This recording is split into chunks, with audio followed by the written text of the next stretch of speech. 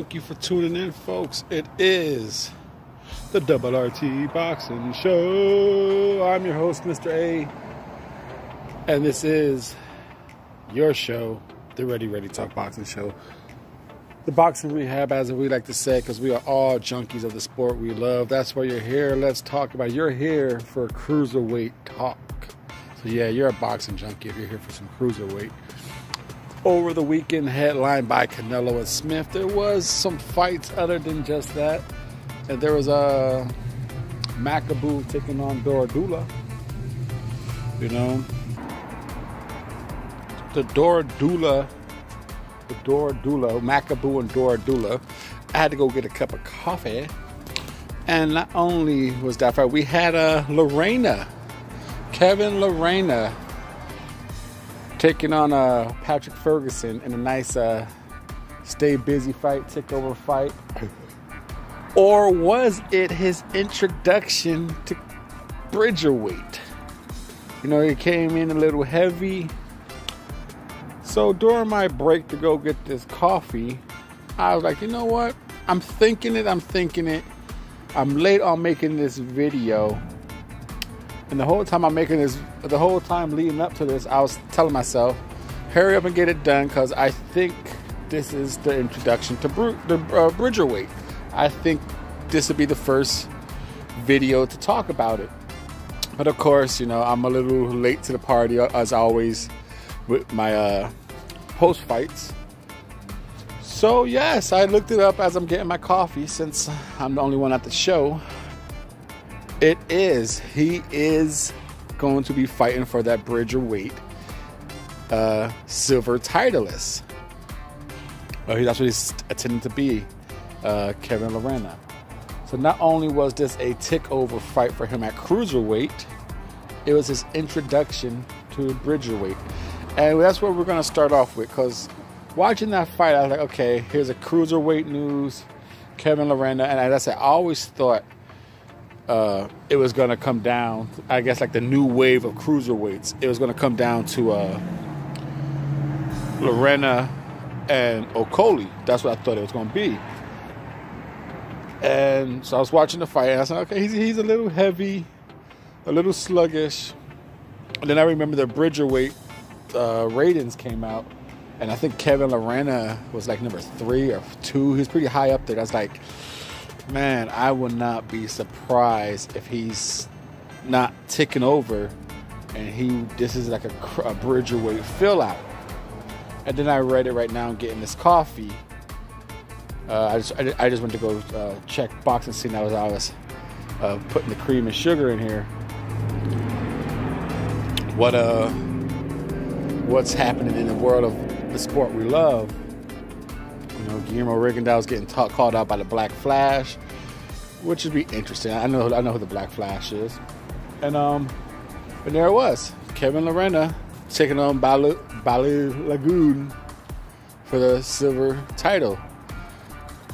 Him taking on Patrick Ferguson, he looked heavy. You know, he definitely looked. He was always a solid cruiserweight, but he looked extra meaty.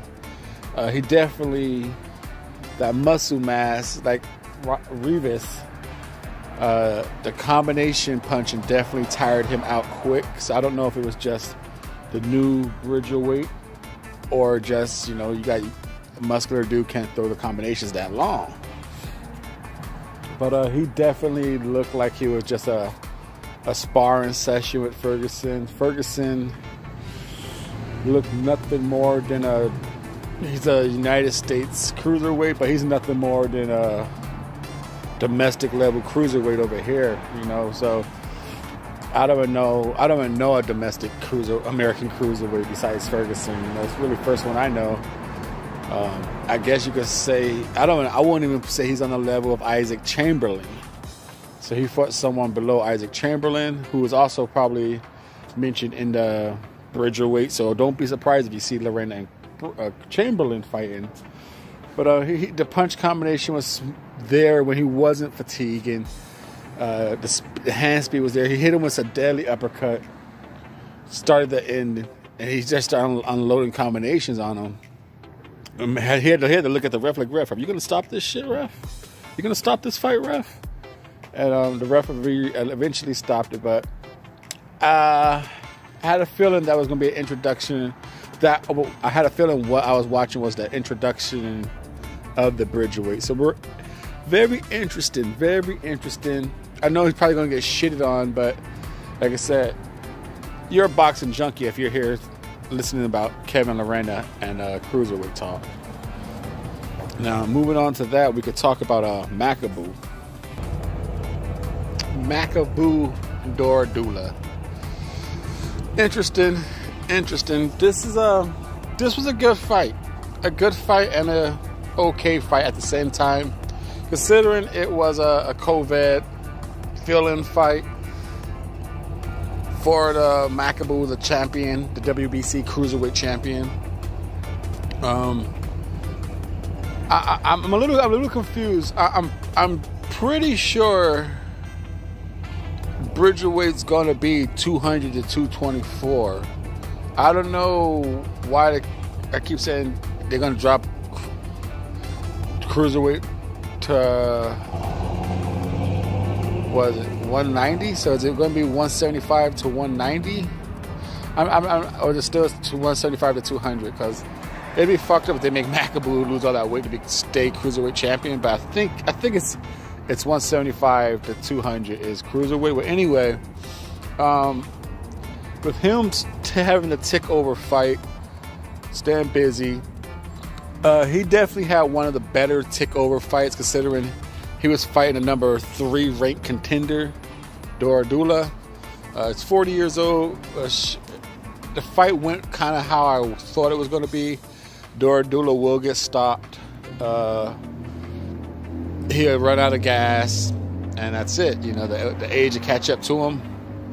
And this fight had everything I thought it was going to have. It had a knockout. It had some back and forth action, and it had a live ass crowd. You hear me talk a lot of times.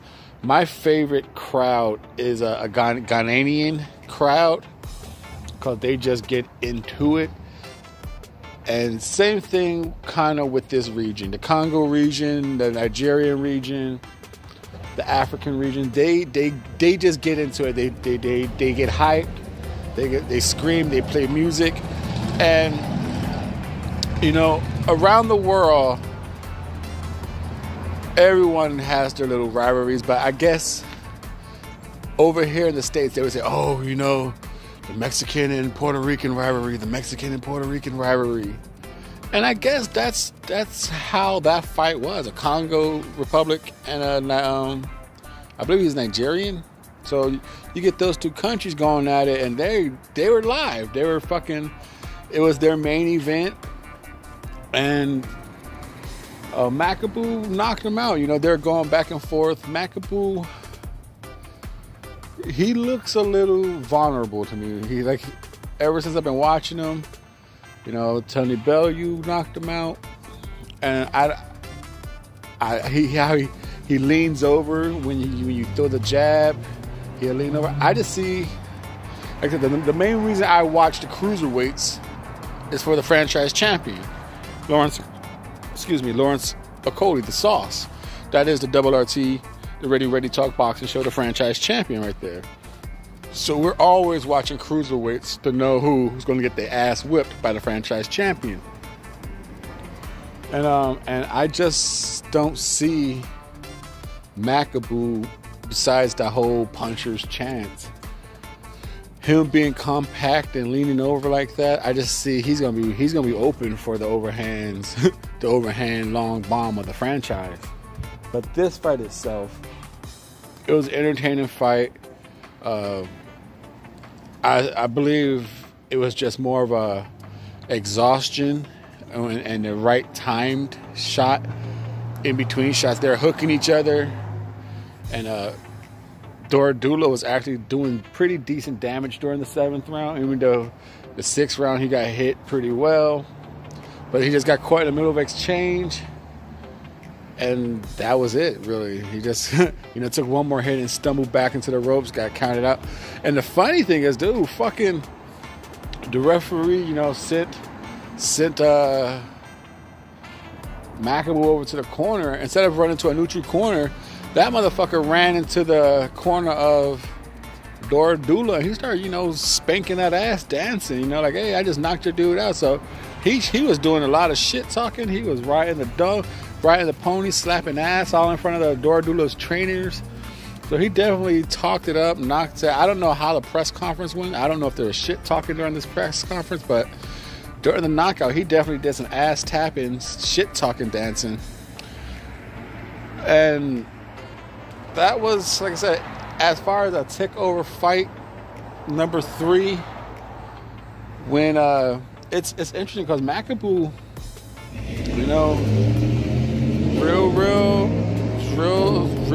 interesting. You know, since he won that belt, he got a close one over Aleksej Papin. You know, if it wasn't for that knockdown, maybe he would have lost that one. Then I think he did lose against Aleksej. So him defeating Durodola, he definitely needed this win to make him look good. A knockout confidence builder. I think it's fool's gold. I don't think he's ready. Considering who else is up in the cruiserweight. You got Bridges, and you got Arsene Galamorian. I'm interested to see how's he gonna fight. Stable, able, gonna have that motherfucker coming forward, and he's still overthinking it. But him and Makabu, that'll be an interesting fight. I would like to see that unification bout. Makabu and Arsene. That'll be a fucking war. But in this fight, I didn't think Durodola would push Makabu to the...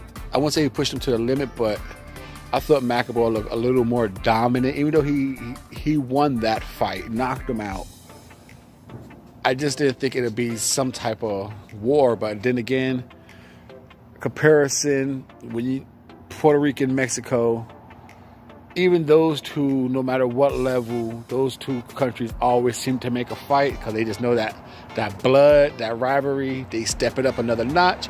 Maybe this how it was, knowing Durodola was a Nigerian, a Dominican or Congo Republic.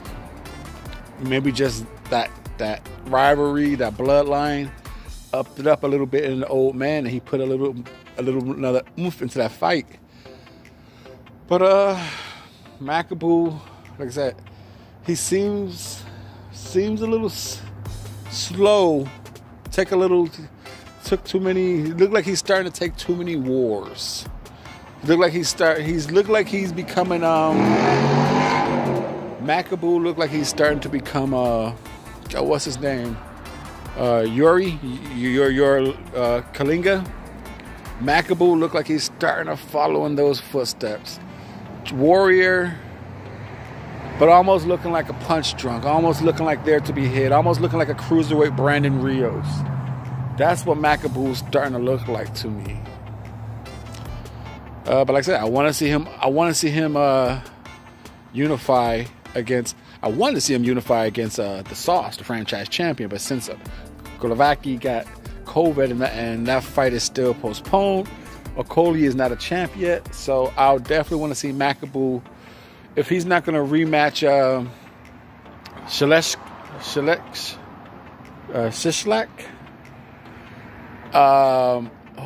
see, Arsene just got injured, so he had to pull out on that fight. So hopefully Arsene could come back and get a touch-up, a warm-up fight. And I want to see Makabu and Arsene duel it out. And then somewhere by the end of 2021, maybe Okoli by that time will be champion, and he could unify with either the winner of Arsene and Makabu or Bridges, and somehow at the end of 2021 we could get an undisputed or two champions with two belts. The Double RT Boxing Show. Thank you for your time and support. The Boxing Junkies, that is us.